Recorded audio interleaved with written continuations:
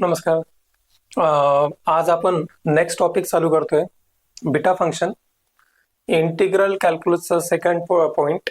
Beta function again same thing, it is a integration solving technique. पण ते जे integration असणार आहे ते ह्या प्रकारचं असणार आहे. अशा प्रकारचं जर इंटिग्रेशन आलं ज्याच्यामध्ये दोन टर्म्स आहे, एक एक्स आहे आणि एक 1 मायनस एक्स आहे, आणि लिमिट 0 to 1 जर असतील तर आपण अशा प्रकारच्या इंटिग्रेशनला बीटा फंक्शन मध्ये कन्वर्ट करून सॉल्व्ह करू शकतो. तर बघा, एक्सचा पॉवर आणि 1 मायनस एक्सचा पॉवर हा जो काय असेल त्याच्यापेक्षा एक पॉवर इकडे जास्त आहे.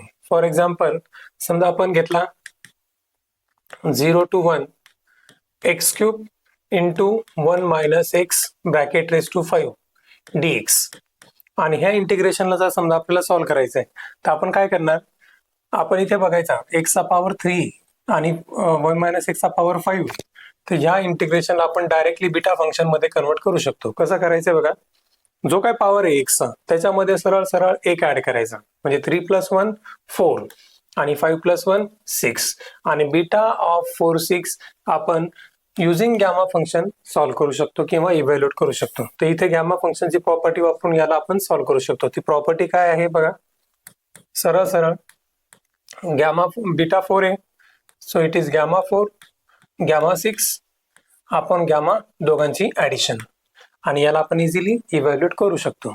तर अशा प्रकारचे इंटिग्रेशन जर आले तर आपण त्या इंटिग्रेशनला काय करणार आहोत, गॅमा मध्ये कन्वर्ट करून, बीटाचं गॅमा मध्ये कन्वर्ट करून इव्हॅल्युएट करू. ठीक आहे, पण इंटिग्रेशन मध्ये लिमिट 0 to 1 पाहिजे आणि तुमच्याकडे दोन टर्म असल्या पाहिजे, एक्स आणि 1 मायनस एक्स. ओके, प्रॉपर्टीज, या चार प्रमुख प्रॉपर्टीज आहेत बीटा फंक्शनच्या.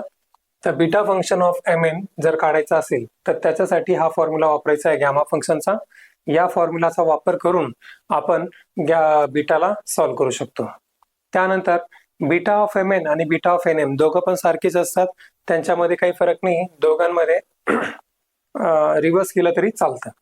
नंतर beta function of mn can be obtain by this integration. म्हणजे समजा एखादं इंटिग्रेशन आहे ज्याच्यामध्ये वरती आहे एक्सची टर्म आणि खाली आहे 1 + एक्सची टर्म आहे, पॉवर काही पण असू दे, पॉवर काही पण असली तरी चालेल, त्याला आपण बीटा फंक्शन मध्ये कन्वर्ट करू शकतो. एक्झाम्पल मध्ये तुम्हाला दाखवून देईल how to convert this into beta. ठीक आहे, आणि शेवटी आहे ट्रिग्नोमेट्रिक टर्म्स मध्ये. समजा तुमच्याकडे दोन टर्म्स आहे, एक आहे साइन आणि एक कोसाइन. तर साइनचा पॉवर आणि कोसाइनचा जो काही पॉवर असेल त्याला आपण ह्या फॉर्म्युलामध्ये पुट करून सॉल्व्ह करू शकतो. फक्त लिमिटचे आपलं इंटिग्रेशनचे लिमिट 0 to π/2 पाहिजे. ठीक आहे, आता पेपरला जे सम येतील most of the time beta फंक्शनवर सम जे येतात ते या थर्ड प्रॉपर्टीवर पडतात किंवा ह्या दोन सबस्टिट्यूशन्सवर पडतात. त्यामध्ये बेसिकली मोस्टली सेकंड सबस्टिट्यूशनचा सुद्धा बऱ्यापैकी वापर होतो. आता हे जे सबस्टिट्यूशन लिहिलंय मी, a plus or minus b to the power n, power काही पण असू द्या, 2 3 4 वॉट एव्हर. तर आपण अशा प्रकारची जर टर्म आली तर त्या टर्मला आपण पुट करणार b = first term into t. Okay, आणि पहिलं सबस्टिट्यूशन आहे, समजा इंटिग्रेशन तुम्हाला अशा प्रकारचं सॉल्व्ह करायचंय ज्याच्यामध्ये दोन टर्म दिले आहे, x मायनस a आणि b मायनस एक्स. ऑब्झर्व करा, x minus a where a is the lower limit, म्हणजे लोअर लिमिट जर तुमचं a आहे आणि इकडे अप्पर लिमिट b आहे तर त्या प्रकारच्या इंटिग्रेशनला सॉल्व्ह करण्यासाठी आपण पुट करणार x minus a = upper limit minus lower limit into t. म्हणजे फर्स्ट टर्म जी काय असेल x मायनस a, त्या टर्मला आपण पुट करणार upper minus lower into t. Okay, आणि ओळखणं फार सोपं आहे. इथे लक्षात ठेवायचं की इथे तुमच्याकडं x मायनस लोअर लिमिट आणि इकडे अप्पर लिमिट मायनस एक्स, ह्या दोन टर्म जर दिसल्या समजायचं तुम्हाला सबस्टिट्यूशन नंबर 1 वापरायचे. ठीक आहे, एक्झाम्पल बघू. बघा, आता ह्या एक्झाम्पल मध्ये तुम्हाला दिसतंय की x मायनस 2 आणि 5 मायनस एक्स या दोन टर्म आहे. तर हा टाईप ओळखायचा फार सोपा आहे. याच्यामध्ये जनरली काय होतं, x मायनस जे काय असेल that is the lower limit, आणि सेकंड टर्म मध्ये अप्पर लिमिट पासून स्टार्ट होणार. अप्पर लिमिट असेल तुमचं 5 मायनस एक्स. तर तुम्हाला इकडे लोअर आणि इकडे अप्पर लिमिट दिसलं, समजायचं it is a substitution number 1. पहिल्या प्रकारचं सबस्टिट्यूशन आहे बघा, याच्यामध्ये सांगितलंय पहिली टर्म जी असेल x मायनस ए त्याला पुट करणार आपण b minus a into t. तर इथे आपलं पुटिंग असणार आहे x minus two. Okay, put x minus two equals to upper limit minus lower limit into t. Okay, हे केलं आपण पुटिंग. पुट केल्यानंतर इथे सुद्धा तेच करायचे जसं आपण गॅमा फंक्शन मध्ये करतो. इथे सुद्धा आपण पहिल्यांदा x ची व्हॅल्यू फाइंड आउट करून घ्या आणि मग डिफरन्शिएट करा. ठीक आहे. सो x ची व्हॅल्यू येईल आपली x minus two equals to 5 minus two 3t.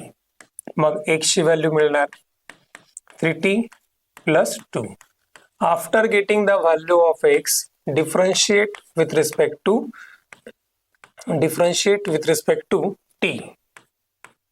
Now differentiation derivative of x सगळ्यांना माहिती dx by dt. ओके, त्यानंतर 3t चं डेरिव्हेटिव्ह आहे 3 आणि 2 चं 0. आता इकडे 3t चं 3 2 चं 0 केल्यानंतर dt ला जर राईट साईडला पाठवलं आपण तर या ठिकाणी आपल्याला मिळेल dx equals to 3 dt. Okay, तर अशा प्रकारे आपल्याला डिफरन्शिएट केल्यानंतर टर्म मिळणार आहे dx ची टर्म. ओके, आता dx ची टर्म मिळाल्यानंतर पुढचा पार्ट सुद्धा तोच आहे जसा गॅमा फंक्शन मध्ये आपण केलं, changing the limits. Limit change करू आपण.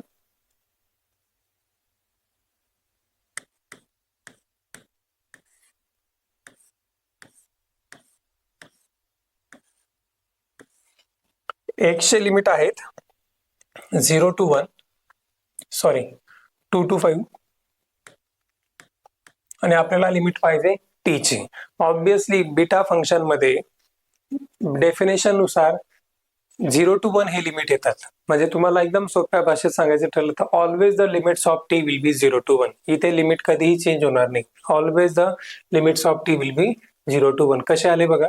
समजा x इक्वल टू 2 इथे घ्या आणि ह्या इक्वेशन मध्ये पुट करा. इथे जर आपण x इक्वल टू 2 पुट केला तर आपल्याला मिळेल 2 मायनस 2 0. 3t इक्वल्स टू 0 म्हणजेच t ची व्हॅल्यू आली 0. ओके, नाव जर 5 पुट केला तर आपल्याला मिळेल 5 minus 2 3. 3 equals to 3t. 3 cancel होईल आणि t ची व्हॅल्यू 1 मिळेल. म्हणजे तुम्हाला कंपल्सरी x चे लिमिट जे काही असतील t चे लिमिट ऑलवेज तुम्हाला 0 to 1 च मिळतील या बीटा फंक्शन मध्ये. ओके, लिमिट चेंज केले. आता आपण सॉल्व्ह करूया. I equals to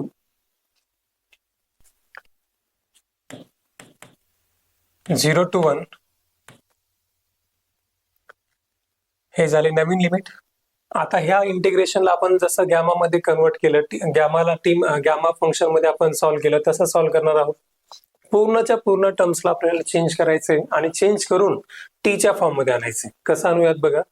x minus 2 ची व्हॅल्यू माहिती आहे आपल्याला 3t. सो इकडे आपण घेणार 3t. डोक्यावर ॲज इट इज पॉवर घ्यायचा. त्यानंतर 5 minus x. 5 minus x. x ची व्हॅल्यू आहे, x ची व्हॅल्यू जी दिली 3t प्लस 2 ती पुट करणार इकडे ब्रॅकेट पुट करून 3t प्लस 2. डोक्यावर पॉवर 2 ॲज इट इज आणि dx ची व्हॅल्यू काढली आपण 3 dt. चेक. x मायनस 2 म्हणजेच 3t. 5 minus x. x ची व्हॅल्यू सुद्धा इथे आहे 3t प्लस 2 ती पुट केली. पॉवर ॲज इट इज ठेवले आणि शेवटी dx ची व्हॅल्यू पुट केली.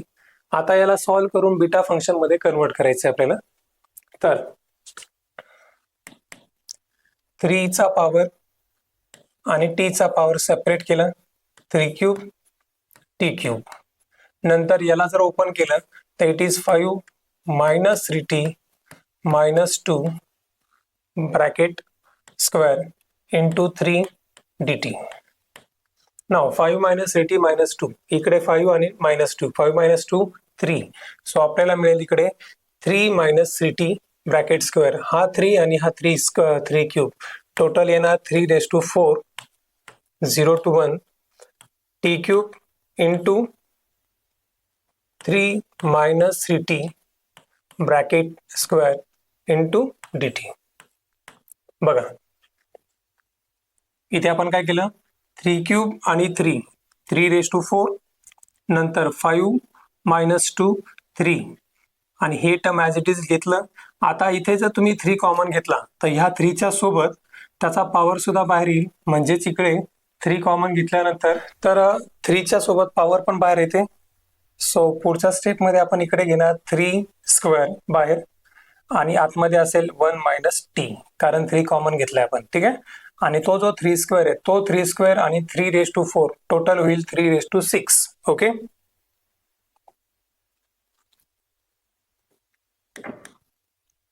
3⁶ बाहेर, आतमध्ये 0 to 1 इंटिग्रेशन आहे t क्यूब आणि 1 - t square. Okay, t cube into 1 - t square dt. Observe करा, जे इंटिग्रेशन आलंय ते इंटिग्रेशन तुम्हाला काय डिनोट करतं, बीटा फंक्शन. कारण बीटा फंक्शनची डेफिनेशन आणि हा पार्ट सारखाच आहे. बघा इथे एक्सच्या फॉर्म मध्ये डेफिनेशन लिहिलेली आपण, x⁻समथिंग 1 - x⁻समथिंग dx. आता एक्सच्या फॉर्म मध्ये आणि टीच्या फॉर्म मध्ये काही फरक पडणार नाही, तर याला बीटा फंक्शन ऑफ 2 नंबर आहे ते. तर ते 2 नंबर कोणते, तर सरळ सरळ बघा, टीच्या डोक्यावर जो नंबर आहे त्याच्यामध्ये एक ऍड करा, 4 झाला, आणि 1 - टीच्या डोक्यावर जो नंबर आहे त्याच्यात एक ऍड करा, 3 आला. ठीक आहे, so this represent the beta function of 4,3. Okay, आणि बीटा फंक्शन ऑफ 4,3 कसा सॉल्व्ह करणार आपण, तर त्याला गॅमाचा वापर करून सॉल्व्ह करणार. ठीक आहे, so it is gamma function of 4 gamma of 3 upon addition of 4 3 7. Okay, आला 7, आणि पुढे गॅमाला फॅक्टोरियल फॉर्म मध्ये आपण सॉल्व्ह करू शकतो. So it is 3⁶ into gamma 4 म्हणजेच 3 factorial. Okay, so it is 3 factorial into gamma 3 म्हणजेच 2 फॅक्टोरियल डिवायडेड बाय 7 म्हणजे 6 फॅक्टोरियल. ओके, अँड नाव पुढे जाऊन आपण त्याला सॉल्व्ह करणार. 3⁶ तसाच 3 फॅक्टोरियल आहे. आता 3 फॅक्टोरियल म्हणजेच तसाच ठेवूयात आपण, 3 फॅक्टोरियल 2 फॅक्टोरियल, तसेच खाली 6 फॅक्टोरियलला आपण उलट घेत जाऊ शकतो. 3 6 5 4 इंटू 3 2 1 येणार आहे. ठीक आहे, आता 3 2 1 म्हणजेच काय, तर 3 2 1 म्हणजेच 3 फॅक्टोरियल. ओके, 6 फॅक्टोरियलला रिव्हर्स ऑर्डर मध्ये घेऊन चाललोय आपण 1 पर्यंत, पण 1 पर्यंत जायचं नाहीये, कारण आपण 3 फॅक्टोरियल आणि 3 फॅक्टोरियल कॅन्सल करू शकतो या ठिकाणी. ठीक आहे, नाव 3 to the 6 3 factorial cancel, 2 factorial is 2 into 1 divided by 6 5 4, आणि याला आता थोडंफार सिम्प्लिफाय करूयात. ठीक आहे, 2 आणि इकडे 6 किंवा 4, 2 1 जा 2 2 जा, इकडे 2 आला, तर खाली आपल्याला मिळणार आहे 6 5 जा 30, 30 2 जा 60, खाली येणार 60 आणि वरती येणार 3⁶. आता 3⁶ जर काढायचं ठरलं तर ते तुम्ही कॅल्सीवर पण काढू शकता, किंवा नाही काढलं तरी तुम्हाला काही फरक पडणार नाही. याला आपण करेक्ट आन्सर म्हणून समजू शकतो. ठीक आहे, जर कॅल्सीवर काढायचं ठरलं तरी तुम्ही काढू शकता ते.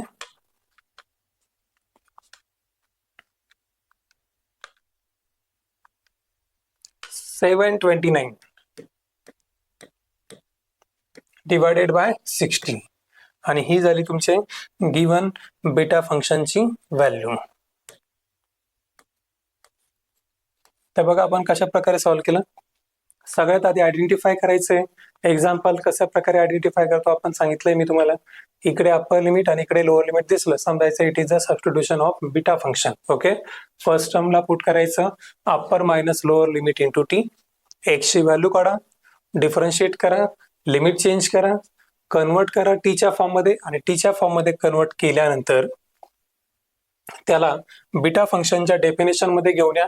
डेफिनेशन मध्ये घेऊन आल्यानंतर त्याला गॅमा मध्ये कन्वर्ट करा आणि मग सॉल्व्ह करा. ठीक आहे, चला नेक्स्ट एक्झाम्पल घेऊ. सेम टू सेम एक्झाम्पल आहे, फक्त फ्रॅक्शनल फॉर्म मध्ये. आणि हे सुद्धा इथे सुद्धा तुम्ही लक्षात घ्या की हा सेम टाईप आहे, cos x minus lower limit दिसतंय 3 आणि अप्पर लिमिट 5 आहे, 5 minus x. Therefore same substitution, differentiation, changing the limits आणि पुट करायचं आहे टीच्या फॉर्म मध्ये, आणि टीच्या फॉर्म मध्ये पुट करून बीटा फंक्शनच्या डेफिनेशन मध्ये घेऊन गॅमाच्या फॉर्म मध्ये घेऊन सॉल्व्ह करायचं. ठीक आहे, इथे मी हे एक्झाम्पल सॉल्व्ह करून दिले, तुम्ही प्रॅक्टिस करा आणि आन्सर मॅच करण्याचा प्रयत्न करा. ठीक आहे.